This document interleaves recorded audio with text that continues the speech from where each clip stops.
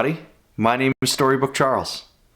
Today we're going to read a story about a little boy who's a picky eater, and about his parents who will go to any length and all the adventures to try and find him the foods that he likes the best.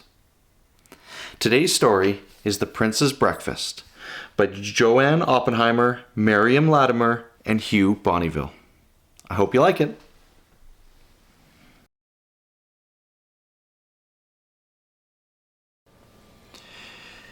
In a faraway kingdom a long time ago, when breakfast was served, the prince shouted no. He turned up his nose at omelettes with cheese. He pooh-poohed the porridge, though his mother said please. He sipped his hot chocolate, he ate his toast dry, but to all other offerings he said, no, not I. Alas, said the queen to her husband the king, how can he grow when he won't eat a thing? The king stirred his tea, then after one sip, I have it, he said, we shall go on a trip. The very next day preparations were started, and in less than a week the royal household departed. They journeyed in style to the city of Agra. Our idols are moist, beamed the grand Maria. His chef steamed the rice cakes with chutney on top. The king started eating and just couldn't stop. So good, he declared. Have a taste, boy, just try. But the prince shook his head and said, no, not I. Perhaps, said their host, a dosa will do. We can fill it with dal or potatoes for you. The queen took one forkful, the king sampled two. Delicious, they said, just try a few. The spices are perfect, come on, don't be shy. But the prince shook his head and said, no, not I. So the king declared, to the west we shall go. He rolled out a map and announced, Mexico. On the pier people shouted, hello, buenos dias, and welcomed them warmly with trays of tortillas. Fried eggs, avocados, salsa, and cheese.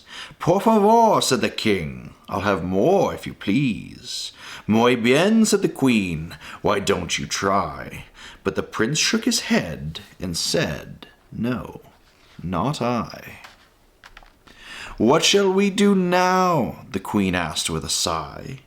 My dear, said the king, we shall go to Shanghai. They stayed at the home of a rich mandarin. My chefs, he declared, can indulge every whim.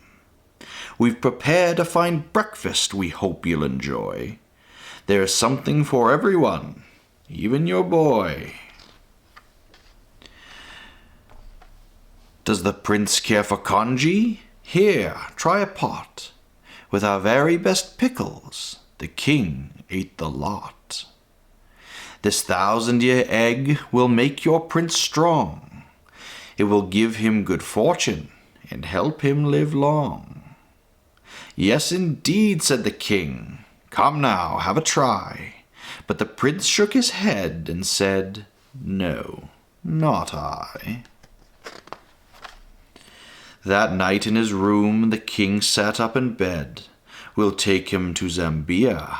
That's it, he said. A safari will give him a huge appetite. Oh, fa-la-la-la-la, I know I am right. The prince loved adventures. He met his first giraffe. It licked the king's crown and made them all laugh. He woke up a lion that gave a great roar, then closed its eyes tight and continued to snore. He met herds of zebra and wild wildebeest.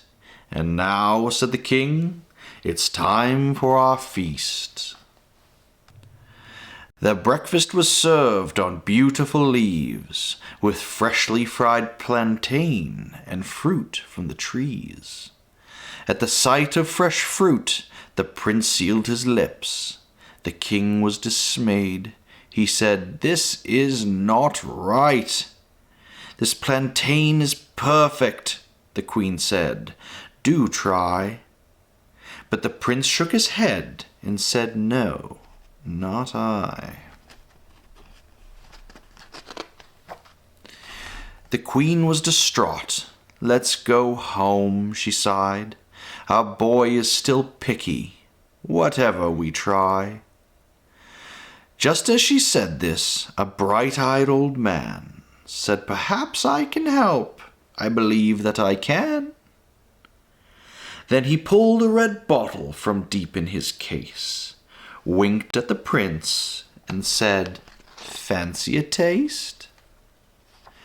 "What's this?" asked the prince. "It smells so delicious." "Oh dear," frowned the queen, "are you sure it's nutritious?"